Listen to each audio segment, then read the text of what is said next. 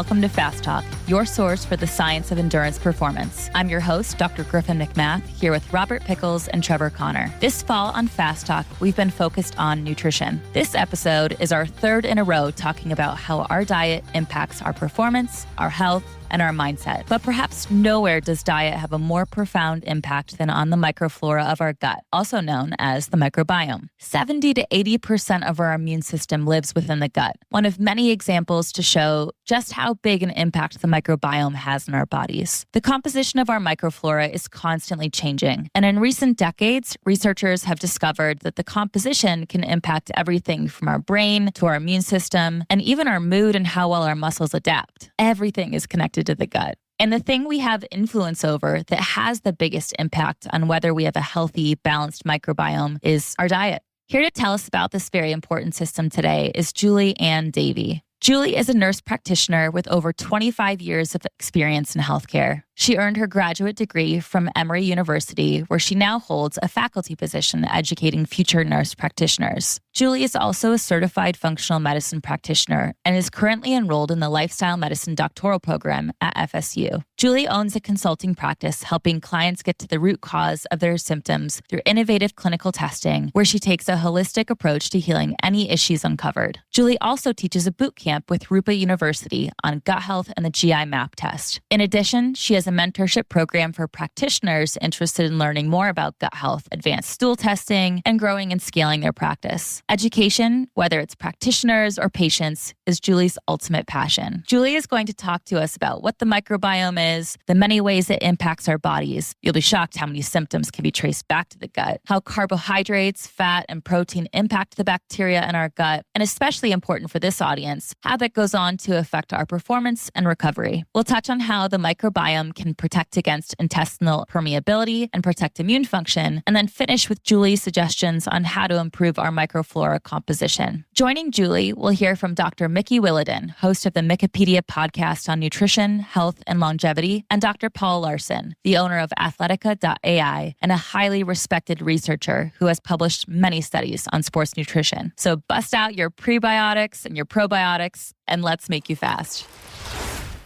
Hello, everyone. Welcome to another episode of Fast Talk. I'm your host, Rob Pickles, and I am here with the A-team. We have Griffin, we have Trevor, and we have our expert for today, who is Julie Ann Davey. And we're going to be talking about the microbiome, which is a topic that is, I think, near and dear to the hearts of a lot of people on the Fast Talk staff. So let's get ready for a good episode. I'm so excited to have you, Julie. Thanks for joining us. Thank you so much for having me. This is obviously my favorite topic, so I'm excited to be here. So today, just like Rob said, talking about the science behind the microbiome and its relationship with endurance performance. Seeing that gut health is such a huge topic, I thought we'd start by setting some things straight, really making sure we're all coming from the same frame of reference. Can you kick us off by helping us understand what do we mean when we say microbiome? Yeah, sure. So the gut microbiome really kind of refers to this community, these trillions and trillions of microorganisms that live in the GI tract, that basically call the GI tract home. And there are actually, a fun fact, there are actually significantly many more microbes in the gut than there are cells in the human body. In fact, it's estimated that there are 10 times more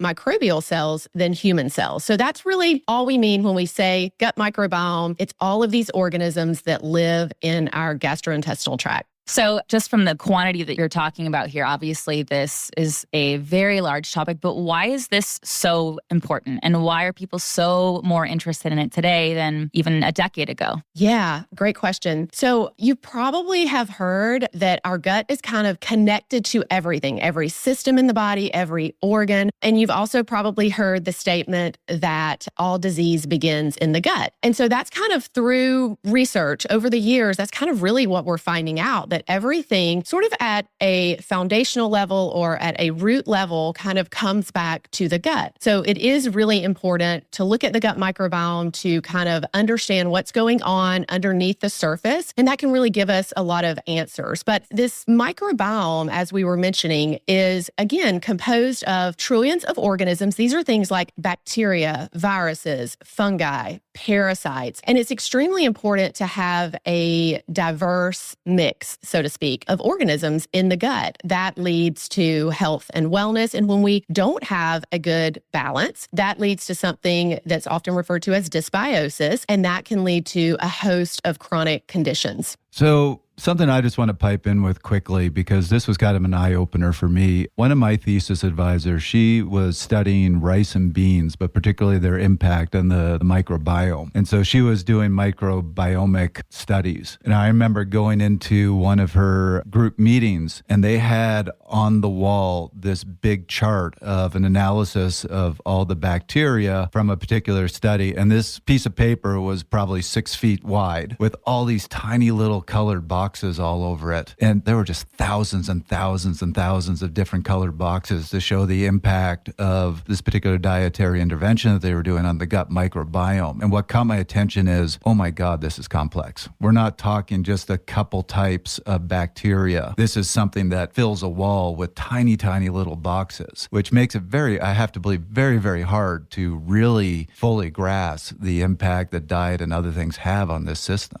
And Julie, I want to expand on something that you mentioned because it kind of opened my eyes. Oftentimes when we talk about the microbiome, just like Trevor is now, we talk about the bacteria side of things. But you pointed out there are other organisms that are in the gut as well. And I sort of always forget that maybe there's more than just bacteria that creates a healthy environment. Is that true? Or should we only have bacteria in our gut and sort of these other, I'll call them pathogens, these viruses and parasites, they are always a negative thing? What's the real situation?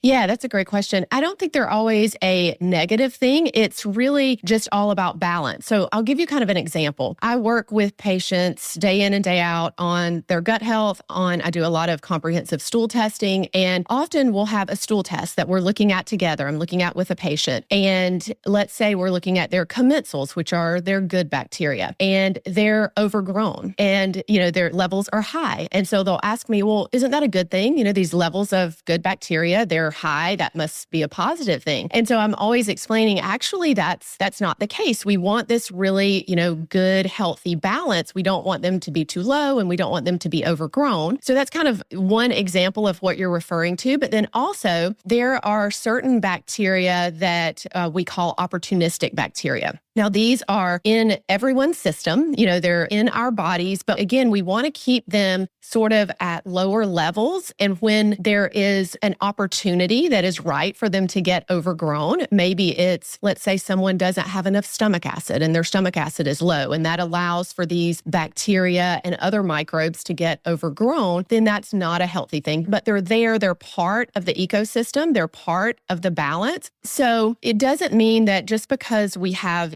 some that would be considered pathogenic, that is normal and healthy. That's not a bad thing, as long as they stay in the right balance. So the other thing that's really interesting, I would love to hear from you, diet has a huge impact on the composition, doesn't it? It can have a quite dramatic change quite quickly. Yes, absolutely. And what's really cool, and I think sometimes people don't necessarily know or are aware of, is certain things that we eat. Let's just take fiber, for instance. We have these bacteria in our gut that actually break down and ferment the fiber to produce beneficial compounds, things like short-chain fatty acids that are really important for maintaining inflammation, like lower levels of inflammation in the body, for maintaining our gut lining and barrier, and also for keeping our immune system strong. So yes, you are absolutely right. Diet is huge. Diet is very important. But I think sometimes we don't even understand the impact of the things that we eat and what this balance in our gut of different microbes, actually how that works with the food to produce some really great things like short-chain fatty acids. So, Julie, one of the things that we wanted to ask you about when we're talking about the importance of the microbiome is the dramatic impact it can have on our whole body. And I know people who study the microbiome talk a lot about the gut-brain axis because they are finding that the microbiome can actually have a huge impact on even our mental state. Can you tell us a little bit about that? Yes. So there is something, as you just referred to, called the gut-brain axis. And this is this communication system between our gut and our brain. It's a network of nerves and they're constantly communicating. And what we're finding is that Our gut affects our mood, it affects stress responses, it affects cognitive function, and there are actually certain microbes that produce neurotransmitters, things like serotonin and GABA. And these are really, really important for mood regulation. In fact, some people may not know this, but the majority of serotonin is actually synthesized in our gut. About 90 to 95% of serotonin that we make in our body is actually produced in the gut. So if you have dysbiosis, if you have poor gut health, then again, you're likely not going to be producing enough neurotransmitters, enough serotonin. And so it's very common to have some of those mood disorders or mental health disorders. The other thing is, again, when we have this dysbiosis, we know that research shows that that is linked to things like anxiety, depression, even cognitive decline. This is also thought to be maybe partly due to these inflammatory pathways and this alteration in this neurotransmitter function. So one thing that I see often is I see a lot of H. pylori when we're doing comprehensive stool testing. And a lot of these pathogens like H. pylori that we can find on stool testing do cause some inflammation in the nervous system. And so I often see those clients that I have with H. pylori will report experiencing anxiety or having a history of anxiety or mood swings. That's a very common thing that I see. So it's kind of cool when you're, able to have some type of testing and you're able to kind of connect the dots with how the patient feels and what you're actually finding, kind of hard data that you're finding on testing. And if I remember correctly, they've actually done studies where they've taken people who are depressed or have high levels of stress, put them on probiotics and seen benefits, correct? Yes. That's impossible. There's absolutely no way your intestines talk to your brain. It doesn't happen, guys. I don't know what you're talking about. No, I kid. I thought 90% of your motivation and your brain function was related to your gut.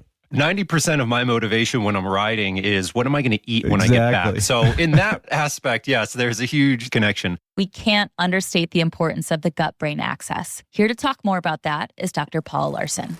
As far as I'm aware, they often call the gut the second brain. I think there's still so much more that we need to know, but more and more is coming to the fray every day on this. And the last thing I was reading on this with respect to the gut and the microbiome and its impact, and that was just basically talking about how stress in itself, so stress in your life, of course, don't forget, stress can come in so many different forms, whether it's too much exercise stress in the overtrained athlete, emotional stress, nutritional stress, all of this actually goes, and the brain itself can feed back to the gut and manipulate the microbiome to then go and impact, the immune system and cause various different ailments. So again, it's kind of from talking really a little bit about a holistic sort of standpoint, but there's just not this, we often look at these areas as very isolated. And the more I kind of stick around, the more I see that they're very much talking to one another and it's very interrelated. Again, I think it's a fascinating area and you want to take care of absolutely everything. Take care of the stress of your life and take care of your gut. Make sure you're consuming foods that are going to be helping your microbiota and not hindering it.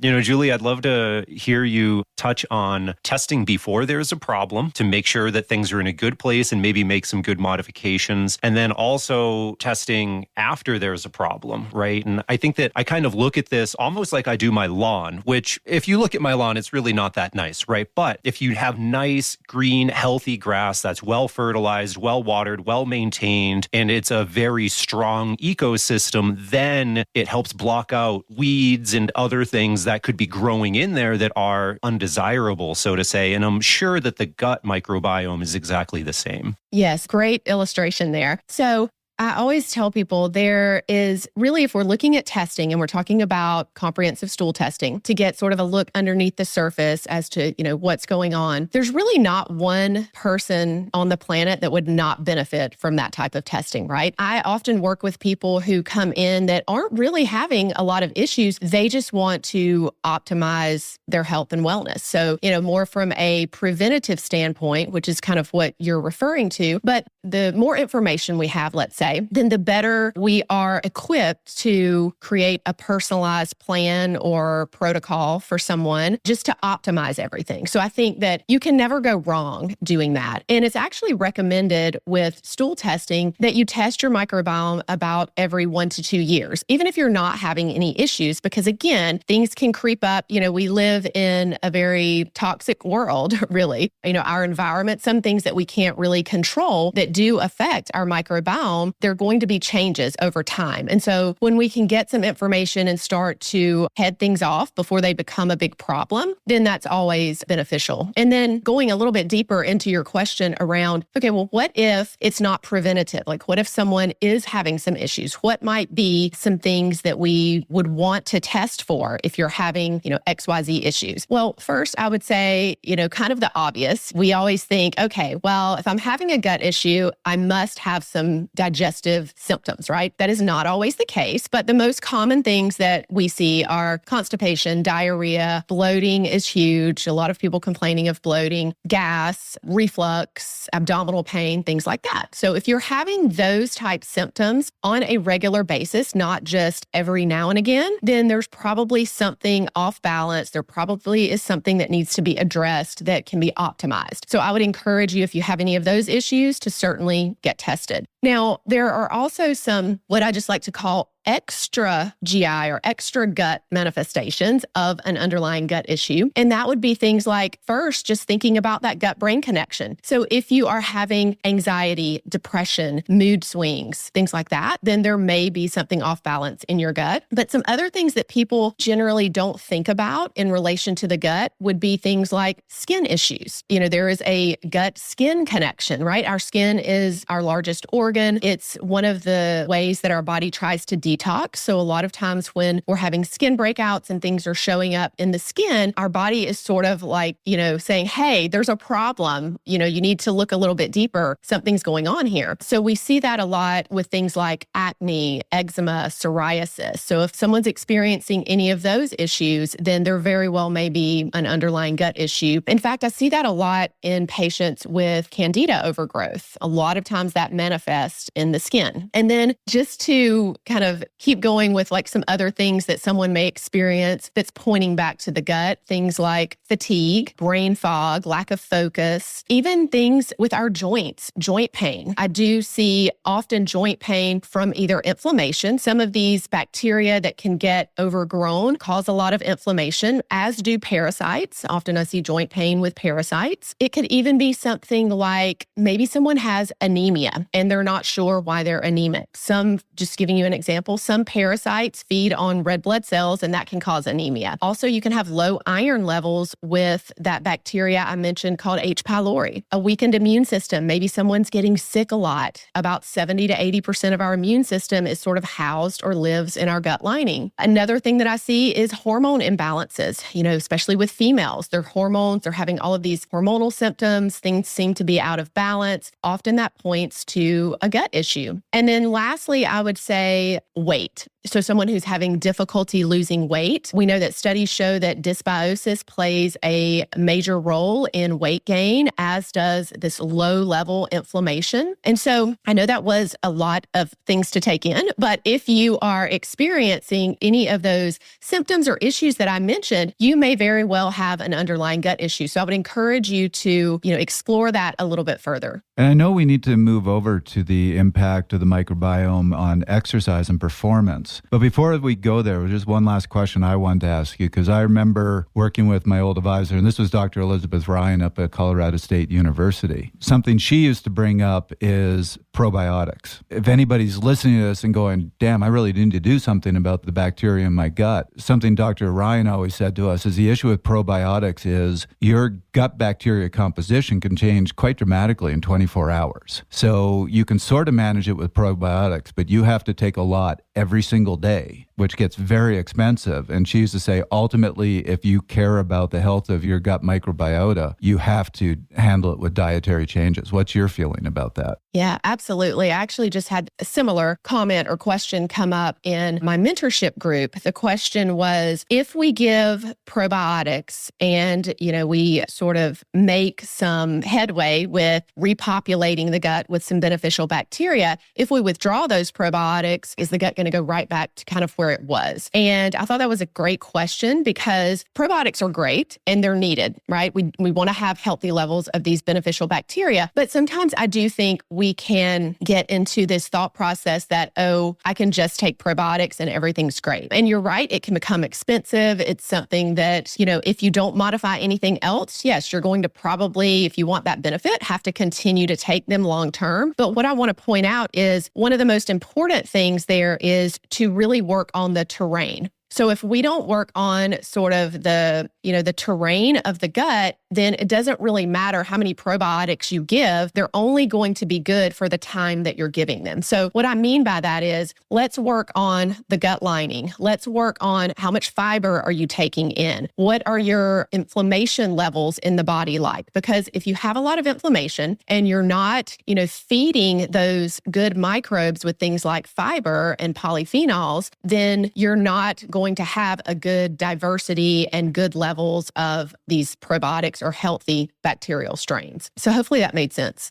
I could not agree more with that statement. And also because when people hear, take probiotics, that always worries me a little bit because it's like, wait, because you need to know what you need to take based on what your body needs. And you can't just look at your belly and say, I think I need these particular strains. You need proper testing to know. So if someone goes out, Trevor, to your point, and just picks and chooses any old probiotics or just grabs something off the shelf or grabs something on Amazon and starts taking it, first off, that's not meant to be something like a vitamin D3 with K2 or something that you're taking in an ongoing basis. That's supposed to be a targeted approach that I don't want to call it like a Band-Aid, but it's supposed to serve a certain purpose for a certain period of time. And then these changes, like what Trevor's talking about with diet, what you're talking about with lifestyle and the way that we, make sure our tight junctions are actually tight, that our intestinal permeability isn't permeable, then that's the stuff that you focus on with lifestyle that maintains it all the time. These probiotics are really just meant to be taken off the bench as short-term players when it comes to supplementation or in situations where you really need it because the testing says this is what's happening in your gut specifically. Otherwise, if you just throw any old probiotic off the shelf, how do you know you're actually doing what needs to be doing or not even causing more harm? Considering that we're endurance sports, exercise, focused performance podcast, it's funny to me that we keep kicking those questions down the road. And I think that just illustrates how important general health and wellness are. And so I have one more, and then maybe we'll move on to the exercise stuff that all our listeners want to hear about. And that is, Julie, we're talking a lot about testing, about manipulating the microbiome. Is this an if-then situation? You do a test, you say, oh gosh, you're a little bit low in X, Y, and Z. You need more kimchi in your life because we know that kimchi increases this, but you don't necessarily need more fiber because we know that fiber does these over here. Or is the recommendation always you should be having more fiber, you should be having more fruits and vegetables, you should be having more, a very general to get a broad spectrum? Great question. I think when we're talking about things like fiber and polyphenols from fruits, things like that, and probiotics from our food, you really can't go wrong. I mean, that's the natural way to get these things, right? And when we think about,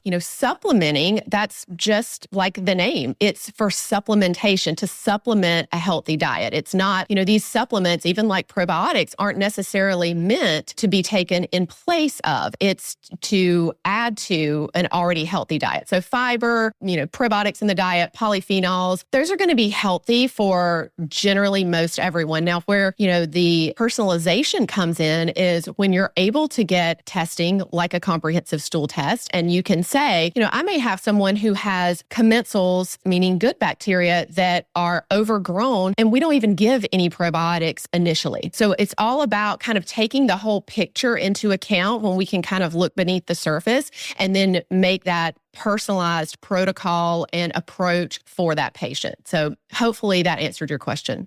All right. So I love that we have this foundation here for the connection between the microbiome and our overall health. And I think you made a really great point about how the microbiome functions in a healthy state, and then a whole laundry list of examples of what we might see, even up to our head, right? If we're feeling depressed or distracted, and recognizing it's actually not all in our head, could actually be in our gut. So let's take some of these examples and move over specifically to our endurance athletes and the connection between our microbiome and our ability to perform our best, to recover. Let's dive in here and really have an understanding of that scientific connection between the gut microbiome and the endurance athlete. Can we start maybe with the microbiome's impact on energy metabolism? Yes. Like I said, these are all great questions. I love all of these questions. As far as energy metabolism, there are certain compounds called short-chain fatty acids. I mentioned these a little bit earlier. One of those specifically that we hear a lot about is butyrate. There are others, propionate, acetate. Those are other short-chain fatty acids. Now, that is a direct source of energy for the colon cells, and it sort of serves as this immediate source of energy. And propionate, just so you know, can actually enter the liver and be used for gluconeogenesis, which aids in maintaining stable glucose levels. So,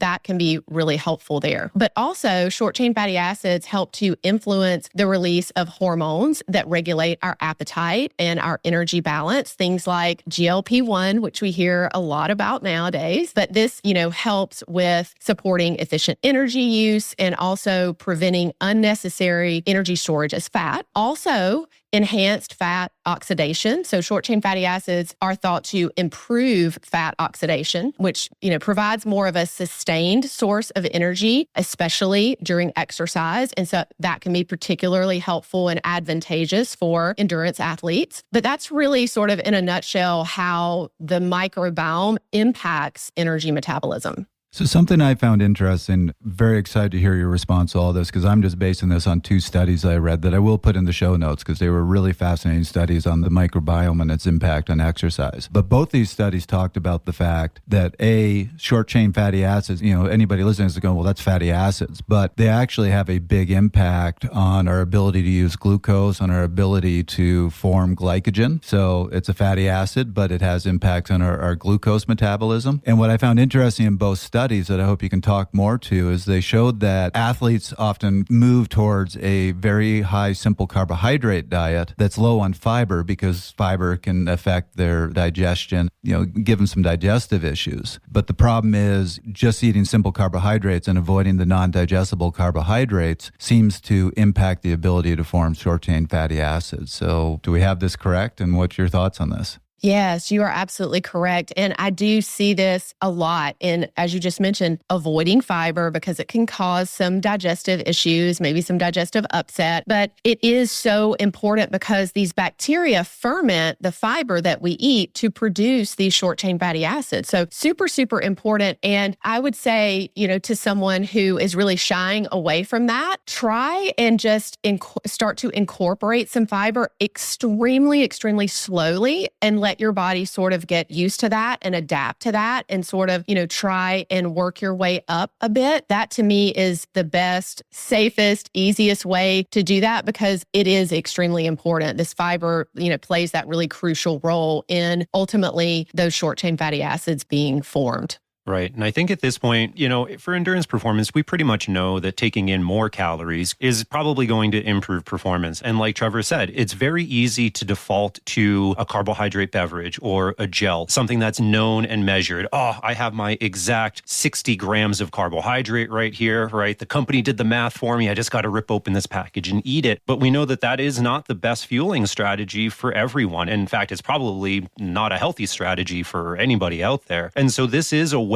that, hey, eating real food can support not only from just the carbohydrate that you're ingesting, but also through these other metabolic pathways that we're talking about. And I do think that when people are consuming fiber during exercise, hey, we still need to make some appropriate choices, right? Like maybe chomping on some celery is not the right thing on your bike ride. But oftentimes when we have, say, things made out of oats or other grains, Trevor, you're not a huge grain person, but, there is fiber in almost all of these real foods that we're consuming, right? And so I think that when we talk about taking in more fiber, it doesn't necessarily mean the highest fiber items out there. Yeah, if you're eating like raw vegetables, kind of like you mentioned, and you're not used to that, your gut's probably not going to like it initially, especially because it's not used to it. It has to sort of get acclimated to higher levels of fiber and be able to, break that down and process it properly. But another thing too is if someone is really finding that, this is, can go for athletes or not, but if someone is finding that it's hard to get more fiber in and, they want to add some fiber to something like a shake or a smoothie, you can add some fiber like in small amounts. That's going to be beneficial too. That is an area that I would recommend, supplementing in, and that's going to be helpful really for anyone. That's not, especially if you go low and slow, it's not going to be harmful. Yeah, one thing that I want to bring up, I don't know that our listeners, we don't talk about short chain fatty acids all that often. We do every once in a while, but something we talk about all the time is lactate, and the microbiome has a role there as well. I have a research paper, I think this is from 2022 from Kate Sales, and they bring up, and this is cited in a lot of places, not just this Kate Sales paper, that there's a particular strain called Veillonella atypica, or at least something close enough that you can look it up. And this is a strain that can actually metabolize lactate, right? We're producing a whole bunch of lactate during exercise, and this gut bacteria is able to oxidize that lactate and create propionate, which is, again, a short-term fatty acid like we talked about, right? And so we talk a lot about lactate shuttle hypothesis and how we're able to utilize lactate. Well, this is another way that we're able to use lactate as a positive source of energy within the body.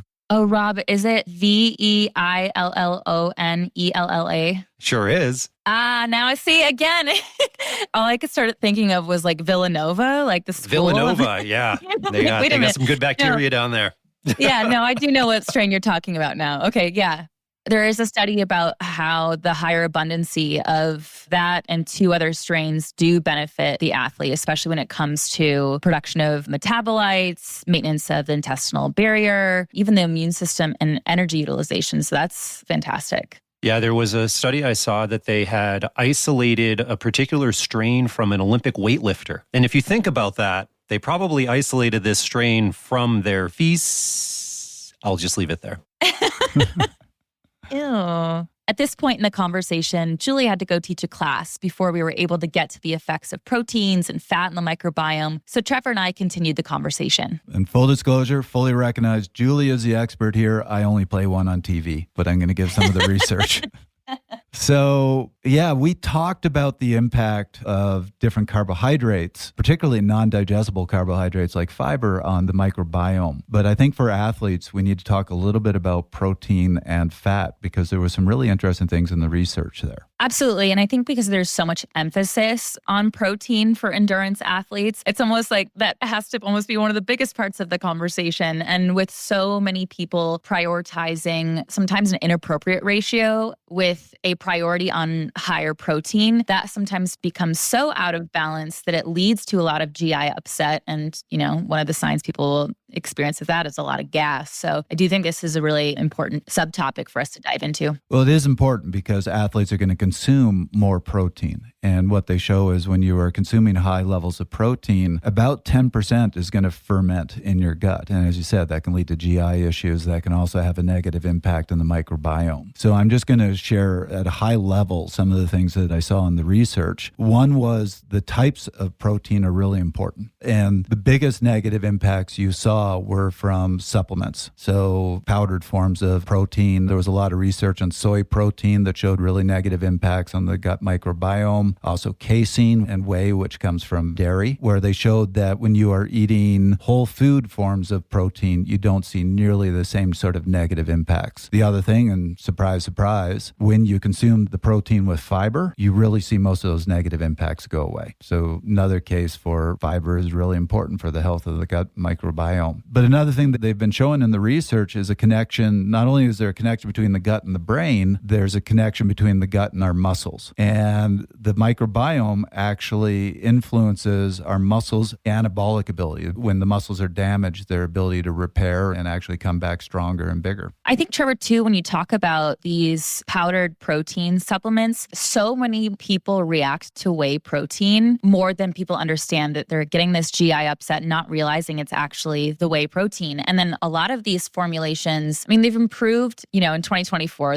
a lot of them are better, but historically, these were not always created very intelligently. It would just be, here's the protein, not all these other things to bring balance into this powdered formula that someone would be taking in, especially someone who's not just, taking protein here and there to help supplement their diet, but someone who's taking a large amount of this to compensate for the training session and the races that they're doing. So really understanding that all protein powders are not created equal. If you are reacting and it's something that maybe you have to do to add to your diet, then you really need to understand, is this source of protein right for you as well? They're not all created equal, and many more people react to whey than they realize. I think a really important message that we have here with the microbiome is a lot of people think, well, carbs are carbs, protein's protein, fat's fat. But when it comes to the microbiome, it knows the difference. And different types of carbohydrates are going to have very different impacts on the microbiome. Different types of protein are going to have a different impact. And that's a good segue to fat, where a lot of the original research on fat and the microbiome was very negative. But they were really studying a fairly unhealthy Western diet with a lot of saturated fats. And what you've seen is, yes, saturated fats tend to have a very negative impact on the microbiome. Omega-6 polyunsaturated fats seem to just kind of be neutral, neither negative or positive from what I read. But what you are seeing is a very beneficial impact of omega-3 fatty acids on the gut microbiome. I think something else that I've found over the years is, you talked about originally all this negative conversation about fats all those years ago and how that's changed now. I think something that also made such a difference in that was when people started to realize the quality of the fats that they were using, the source of where it came from, how those fats were being stored, especially if they were not whole foods based when they got into the body. And so it became really difficult to identify the independent variables because the quality of the fats that we used to ingest or that we used to prioritize just wasn't part of the conversation. It was just get it in there, no matter how. Like you said, the microbiome knows and can tell the difference. And so now we're really starting to understand the quality when it comes to, we actually partially had this conversation last night in another podcast recording, but especially when you choose to get your fats from whole food sources, that's something that can go rancid in whole foods. And when you are ingesting rancid fats, you're actually introducing, it's not like, oh, it just doesn't provide benefit. No, you're actually introducing harm to the system at that point. So I think that's just a conversation again, when you're looking at this and you're saying whole foods, this is an area where quality does matter.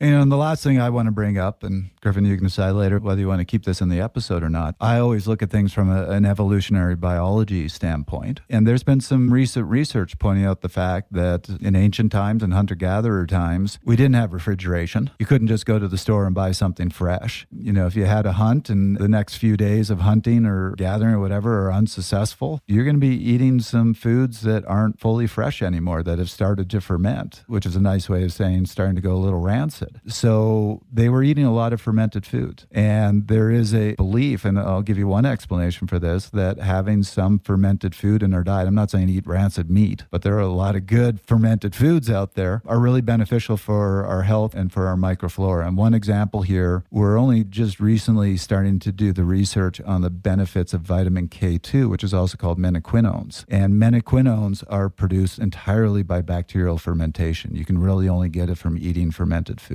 I really appreciate the fact that you distinguished the difference there. We're not talking rancid, we're talking fermented. So don't just start leaving stuff on your counter saying like, I'm bringing us back to the glory days of our evolution and eating something as nature intended. Please don't do that. Don't do that.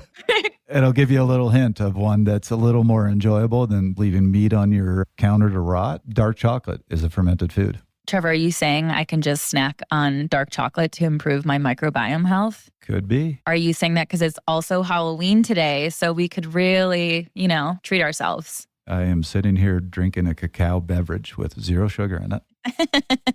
Well, that's maybe a great spot to wrap up this particular point. Please do not leave meat on your counter and try to do it the old school way here. Just pick up a bar of high quality dark chocolate with 0 added sugar. Now let's get back to the original interview with Julie. So something I want to bring up here is the fact that exercise, particularly when you're doing very long training or hard training, can be very damaging to the gut. They've shown that it can increase intestinal permeability permeability. That allows a lot of bad bacteria, particularly LPS, to get into our systems, which can lead to mild endotoxemia, which is not something you want. And that can really impact our training, impact our recovery. Trevor, what's LPS real quick? Because I have no clue what you're talking about. Lipopolysaccharide. Rob, you do know what I'm talking about. You just wanted me to mispronounce it. No, I didn't. I literally had no clue what you were talking about. I'm not a gut person. This is not my specialty. LPS is a marker on the bad gram-negative bacteria that you don't want to get into your system. And our immune system has a whole lot of defense mechanisms that get activated when they detect LPS. So when LPS gets into our system, the immune system alarm bells go off. So here's the question I have is, does the microbiota help with this? Can healthy bacteria prevent some of this? So when we're talking about, you bring up a really great point around intestinal permeability. And we know that exercise is really important for having a diverse microbiome. However, if we over-exercise and we put too much stress on the body, stress is one of the ways that intestinal permeability increases, basically. So, the intestines should be permeable, right? There should be nutrients that kind of seep across that intestinal lining into the bloodstream that give us our energy and things like that. But what happens is when that intestinal lining becomes more permeable, a term we often refer to as leaky gut or increased intestinal permeability, that is when those toxins, food particles, things like that can seep out into the bloodstream and then cause this massive inflammation in the body. And so really it's about having good balance. Having good balance of bacteria helps to keep that intestinal lining in the right permeability, not too increased or not leaky, so to speak. That is really part of the picture and really important. So again, I just want to say sort of something that you brought up is that putting too much stress on the body by over-exercising is not good, right? It causes things like leaky gut or increased permeability. So there's got to be a really good balance there. Something I'm just going to quickly add to that, because we've talked about this on the show before. When LPS gets into the system, the primary immune defense is to elevate a type of cell called Th17 cells. And there is research on endurance athletes showing elevated Th17 from training. And just to understand how important it is to keep a healthy microbiome, chronically elevated Th17 has been shown to precede every single autoimmune disease, heart disease, and cancer. So this is something that we really want to protect our bodies against. Let's take a moment and hear from Dr. Mickey Williden about how the microbiome can impact our immune system. 99% of the immune system is housed in the gut, right? And so in order to be healthy, we really need to focus on having an optimal gut microbiome, essentially. And how that looks but everyone is really different as well. And the gut is really transient. What you eat really impacts on the presence of different gut microbes. But the reduction of inflammation is important. Having key nutrients is important to help keep a really healthy gut environment. Trevor, I think when we talk about the context of what Julie was just mentioning with extreme exercise, I can hear Grant's voice echoing from other episodes of saying, I can't really do Grant's voice, but, let's just face it. What we did, this hurts your body. And he talks about cross, he's like, it depends. Just waiting for somebody to say that.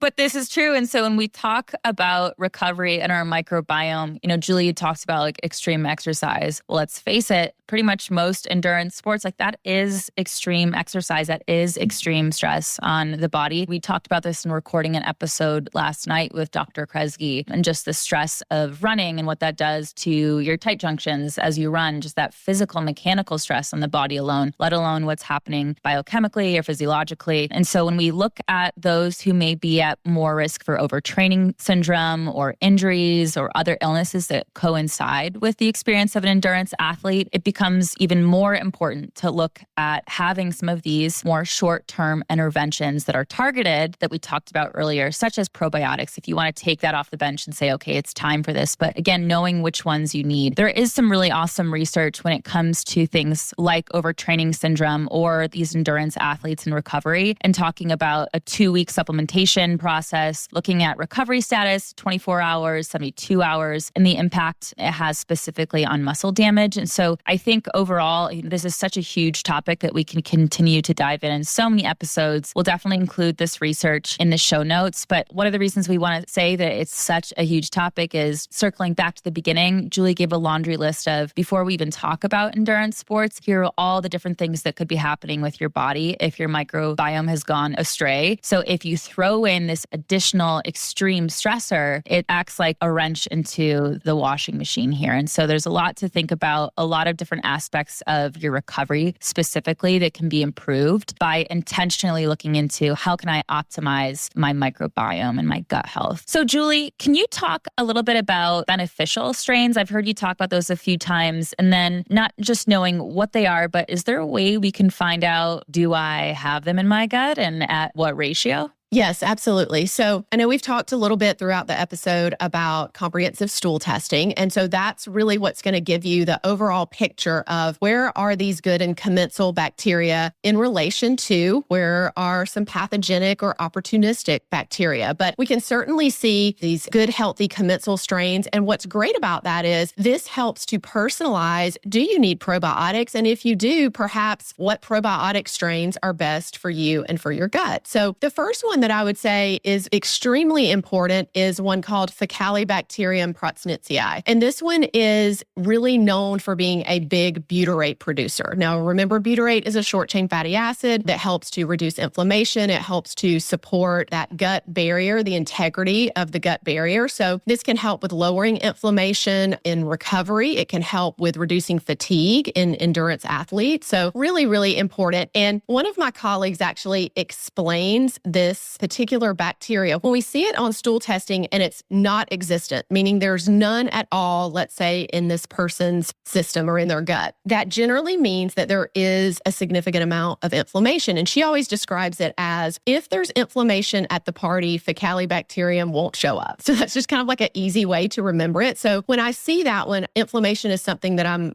always working on. The second one that I would say that I know you guys have probably heard about, we hear a lot about, is Akkermansia muciniphila. And so this one is extremely important for maintaining gut barrier integrity and maintaining that mucus lining in the gut. Also really important for metabolic health. It's been associated with healthy levels are associated with better weight management, with reduced inflammation. So that one's extremely important. And then two more that I would say you probably have heard of because these are in most of your general kind of standard probiotics. So Bifidobacterium is the first one. This one is actually really helpful in digesting complex carbohydrates and fiber. That can help with sustained energy levels in your endurance activities and your endurance athletes. And it also helps to support immune function. So obviously, we're all wanting to have the strongest and best immune system we possibly can, right? And then the other one that is probably even more popular is Lactobacillus. This one really helps to maintain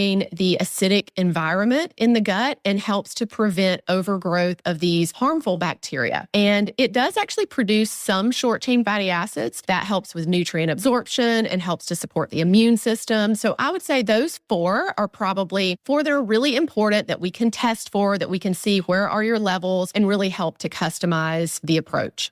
Okay, so all of this being said, Julie, I really want to bring this back to you to kind of take us home here. What are ways that someone can understand I need to go get help with my microbiome and my gut health? How can they monitor that? And what are concrete steps an athlete can do to improve their microbiome? Yeah. So one thing that I always say is we have to be students of our own body, right? We have to pay attention because you don't know yourself better than anyone else. So start to really pay attention to that whole list of symptoms that I gave you that may not even be GI related, that may be extra GI related or extra gut manifested, right? Pay attention to any of those. If you are having those things consistently, then I would certainly explore getting your gut tested. And then I would say, I'd love to give you about 5 or 6 different things that you can do to help support your gut. These are like free things that you can do. And I'm not going to talk about supplements. We already talked about probiotics and fiber, but just things that you can do to improve digestion overall. So the first one would be making sure that you are eating in a relaxed environment. So, one of the things that we often do is we want to eat on the go, right? We're running from place to place and we're just eating really quickly. That is not not giving our parasympathetic nervous system time to activate. So the vagus nerve is part of the parasympathetic nervous system. That is your rest and digest system. That's what we want to be activated while we're eating, because we're going to digest our food much better. And we're not going to have potentially those symptoms that we talked about, like bloating, gas, things like that. Most of us walk around in a sympathetic state, right? That fight or flight. And so if we're kind of eating on the go and on the run, then we're in that sympathetic state and we don't digest as well. The other thing that you can do to activate your parasympathetic nervous system right before you eat is just take some deep breaths. Just sit in a relaxed environment, take some deep breaths, 5 deep breaths right before you eat. And I remember years ago, I had tons of gut issues. That's really kind of why I started doing what I do and figured out what my issues were through stool testing. But I really thought things like this, like deep breathing before you eat, taking time to eat in a relaxed environment, that they really didn't make a difference. But I promise you, from someone who was not a believer to is now a believer, they do make a big difference. Also, it helps us to,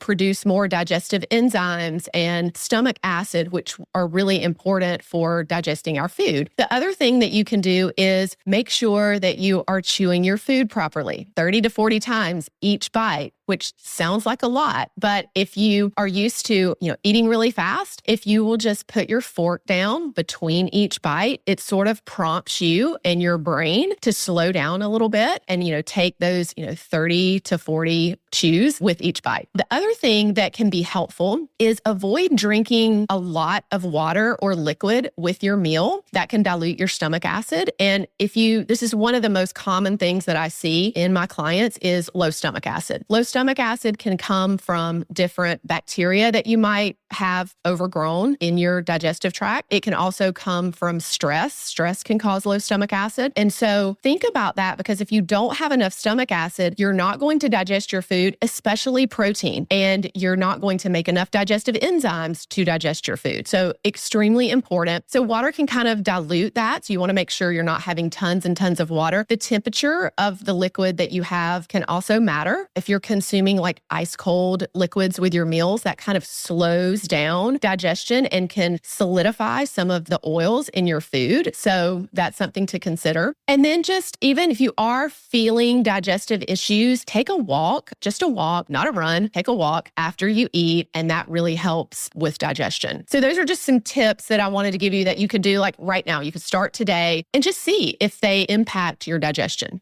The ice water one is always really interesting to me. Not enough people realize that you're not actually supposed to drink ice water. Real quick, too, I think that the volume of water thing is interesting to me because years ago, friend of the show, Neil Henderson, mentioned that to me. I think we were eating together and he's like, dude, you shouldn't drink so much water while you eat. And I was like, what are you talking about? I'm thirsty. But now, 15 years later, I'm finally finding out why I shouldn't drink so much. So on the heels of these concrete tips that athletes can take on and get moving on today, like you said, for free, these are free things you can do. I think it's time to wrap up and to say, okay, what are all of our take homes from this? What are we taking home from this conversation on the microbiome and endurance performance, and where are we at? So one of the best people to start this, I think, would be Rob. Rob, I know you have an interesting point to bring up with this as well. So Rob, why don't you take away our takeaways? Yeah, Griffin, my take home for the moment actually is I reviewed a decent amount of research, not as much as some episodes, but definitely more than other episodes prior to this. And what I find really interesting is that there seems to be a very direct link between our microbiome and sort of downstream changes within our body, right? We can see improvements in mood. Oftentimes, we don't necessarily understand exactly why that is, I don't think. But when it comes to endurance performance, I do think that there's a little bit of a gap in the middle of the research there where, hey, if we improve our gut microbiota, we know that we can improve metabolism of short chain fatty acids. We know that we can metabolize lactate, but we don't necessarily know the exact improvement on performance for that. And there have been some study on mice models where they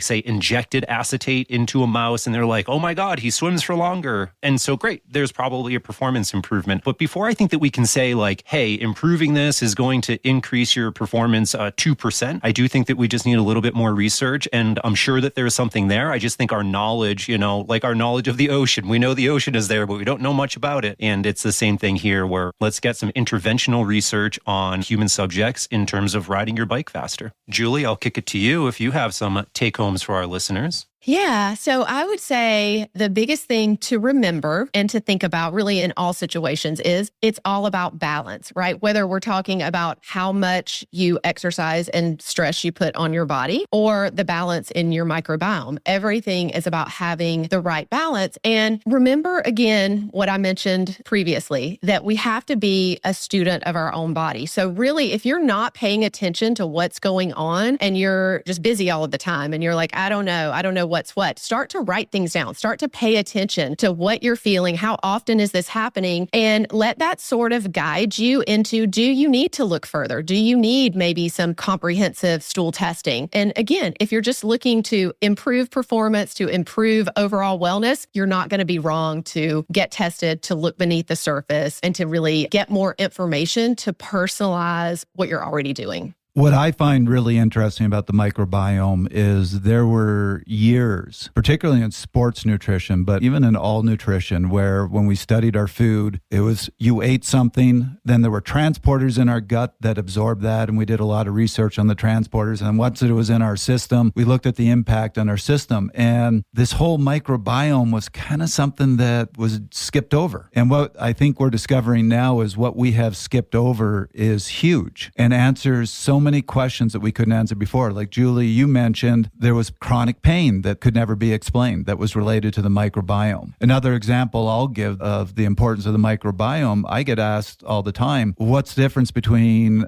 complex carbohydrates and simple carbohydrates, because they all get broken down to glucose and fructose, so who cares? Well, one of the answers to that question that we touched on earlier is simple sugars like glucose and fructose, when you eat them as simple sugars, have a negative impact on the microbiome, where the complex carbohydrates increase the diversity. They're usually consumed with fiber, which is great for the microbiome. And what you see when you consume the complex carbohydrates is an increase in those short-chain fatty acids, which have a lot of health benefits. So that's one of the big differences between just consuming a simple carbohydrate and a complex carbohydrate that I don't think we talked a lot about several decades ago. So the microbiome, I mean, if you're really focused on your health and proper nutrition, the microbiome just can't be skipped over. So Griffin, take us out. Trevor, I think my take home has to do with recovery and the conversation about probiotics that was mentioned much earlier on how probiotics really isn't something you just pick up off the shelf and you just take in an ongoing manner because, well, probiotics are great. You should just be taking them. And really understanding that that's supposed to be a targeted approach and for an intentional time period. And it's rolled during that time period of recovery after a pretty strenuous activity. So I think that's my takeaway, is that when you consider something like probiotics, it should be targeted and it should be for an intentional time frame. That being said, Julie, it was such a pleasure to have you on today. Thank you so much for joining us. We loved introducing you to our Fast Talk audience and hope to see you on again sometime soon. Yes, thank you so much for having me. Fun discussion. And that was another episode of Fast Talk. Subscribe to Fast Talk wherever you prefer to find your favorite podcasts. Be sure to leave us a rating and a review. The thoughts and opinions expressed on Fast Talk are those of the individual. As always, we love your feedback. Join the conversation at forums.fasttalklabs.com, tweet at us at FastTalkLabs, or head to fasttalklabs.com to get access to our endurance sports knowledge base, our coach continuing education, as well as our in-person and remote athlete services. For Julie Ann Davey, Coach Robert Pickles, Coach Trevor Connor, I'm Dr. Griffin McMath. Thanks for listening.